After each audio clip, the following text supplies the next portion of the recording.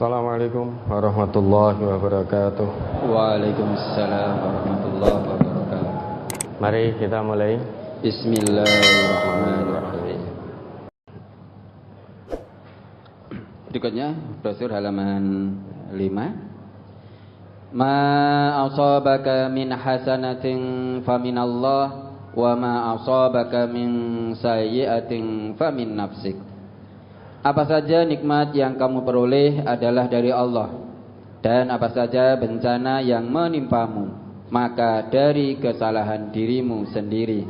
An-Nisa 79. Apakah setiap musibah ataupun bencana dari seseorang itu adalah buah dari kesalahan orang itu sendiri, sehingga Allah menimpakan musibah atau bencana, Ustaz? Bencana atau apapun itu memang tidak terlepas dari takdir Allah. Namun kebanyakan kerusakan itu terjadi sebab ulah tangan manusia. Zaharal fasadu fil barri wal bahri bima kasabat aydin nas. Kerusakan yang terjadi di darat dan di laut, artinya di muka bumi ini, itu sebab ulah tangan-tangan manusia. Manusia mendapat amanah menjadi khalifah, pengelola bumi. Harusnya dikelola dengan baik, sesuai dengan petunjuk Allah dan Rasulnya. Namun banyak manusia-manusia tangan-tangan tak bertanggung jawab itu melakukan satu perbuatan yang bisa menjadikan bencana. Contoh kecil, buang sampah sembarangan. Negeri kita ini ada musim hujan, buang sampah di sungai, buang sampah sembarangan. Kemudian ketika hujan lebat, akhirnya air tidak bisa meresap lagi karena tersumbat oleh sampah-sampah sehingga banjir melanda. Dan hal-hal lain akibat ulah tangan-tangan manusia. Hutan-hutan ditebangi dan lain sebagainya. Namun demikian, itu merupakan ujian dari Allah. Bagi orang yang beriman, tampaknya itu bencana, namun hakikatnya itu ujian dari Allah. Tapi bagi orang yang tanpa iman, itu bencana dari Allah. Bedanya itu. Maka kata Allah, ma asabaka min hasanah fa minallah. Kebaikan apapun yang menimpa diri kalian, itu hakikatnya dari Allah. Dan keburukan apapun yang menimpa kalian itu dari diri kamu sendiri. Maksudnya apa? Bagi orang yang beriman, ujian dari Allah itu ada dua. Wa nabluukum bisyarri wal khairi fitnah. Dan kami akan uji kalian dengan keburukan dan kebaikan. Kalau ujian itu kebaikan, kemudian kita bisa menjawabnya dengan syukur, sebagaimana yang diperintahkan oleh Allah dan Rasulnya, maka syukur itu merupakan jawaban yang datang dari Allah. Sehingga kita orang yang beriman mau menjadi hambanya yang bersyukur, mau menjalankan jawaban dari Allah itu.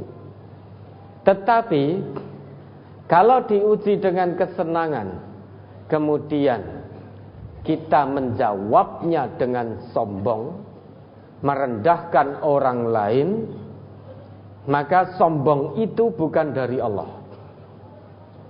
Meski zahirnya kesenangan, namun jawaban yang muncul dari kita adalah kesombongan, maka itu menjadi buruk bagi kita, menjadi azab bagi kita.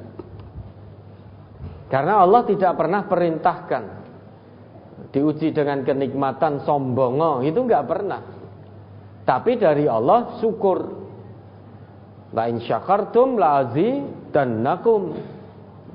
Tetapi banyak orang yang ngakune Islam, begitu mendapatkan ujian materi atau soal ujian berupa kenikmatan, dia tidak syukur tetapi sombong. Zahirnya dia kaya raya, tetapi dengan ujian kekayaan itu dia sombong, tidak syukur. Maka sombong itu datangnya dari dirinya sendiri, bukan dari Allah. Begitu pula kalau materi ujian dari Allah itu sesuatu yang tidak menyenangkan, kalau dia sabar, sekalipun zahirnya tidak menyenangkan, namun dia sabar, maka sabar itu datangnya dari Allah, maka akan berakhir menjadi kebaikan, akan berkesudahan baik, karena yang bersangkutan menjalankan apa yang menjadi perintah Allah. Orang yang ditinggal mati oleh anaknya tercinta, oleh buah hatinya, itu secara zahir tampak menyedihkan. Atau seorang anak yang ditinggal oleh orang tuanya, atau suami yang ditinggal oleh istrinya, istri ditinggal oleh suaminya. Kuwi nek suami istri rukun ngono mesti ya sedih. Kuwi nek suamine ora rukun dengan istri mungkin sok seneng. Ya, no? Lah istri ketika hidupnya ya digebuki wae. Meski ditinggal oleh orang-orang tercintanya, meninggal dunia, namun dia sabar. Lah sabar itulah datangnya dari Allah. Zahirnya tampak tidak menyenangkan, namun karena dia memilih menjalankan perintah Allah, maka dijamin oleh Allah dan Nabi berkesudahan baik. Maka kalau diuji dengan kenikmatan, kita syukur, itu dari Allah. Diuji dengan kesusahan, kita sabar, itu dari Allah. Maka kalau diuji dengan kesusahan, misal ada yang meninggal dunia dari keluarga tercinta kita, bangkrut usaha kita, di PHK, dipecat dan lain sebagainya, kok kita berkeluh kesah? Keluh kesah itu datangnya bukan dari Allah, tetapi itu dari hawa nafsu kita sendiri, maka akan berakhir buruk. Maka itu keburukan. Lah orang beriman itu meski ujiannya tampak sayyi'ah, tampak buruk, tampak tidak menyenangkan, namun jika kita sikapi dengan sabar tanpa batas, maka ketahuilah kesabaran itu datangnya dari Allah. Kalau sesuatu yang datangnya dari Allah, maka pasti dia akan menjadi baik, meski di awal tampak menyusahkan. Nah kalau kita berkeluh kesah, gresulo, bahkan suudon kepada Allah, ketahuilah sikap itu datangnya bukan dari Allah, tapi dari hawa nafsu kita, maka menjadi sayyi'ah. Meski ujiannya tampak tidak menyenangkan, tapi kita bisa sabar, maka itu tidak menjadi sayyi'ah, tetapi akan berubah menjadi hasanah. Maka kata Allah, ma asabaka min hasanah fa minallah, kan begitu. Ujiannya apapun itu, kalau kamu bisa menjawab sesuai dengan perintah Allah dan Rasulnya, maka dia akan jadi hasanah. Tinggal kita mau atau tidak. Al-amru mufawwad ilaina, urusan diserahkan pada kita.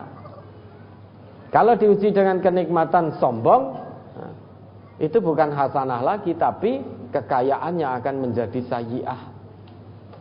Kalau diuji dengan kebangkrutan usahanya, dia sabar, tidak mengeluh, dia istirja kepada Allah, mengembalikan semuanya kepada Allah, inna lillahi wa inna ilaihi raji'un, maka sekalipun ujiannya tampak sayyi'ah, tapi dia akan menjadi hasanah di sisi Allah. Dia tidak jadi sayyi'ah. Ya, ada lagi?